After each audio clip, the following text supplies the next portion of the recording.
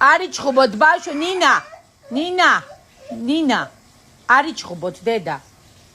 იკუნა შენ სპილო დააძინე დედა.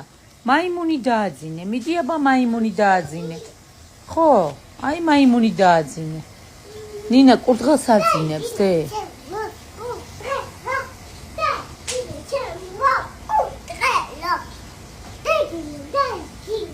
შენ მაიმუნი დააძინე იკუნა დედა.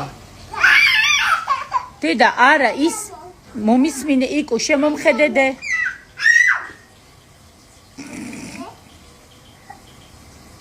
დედა რაო ნინა? რაო არაო? შენ როგორ გეწყინა როგორ?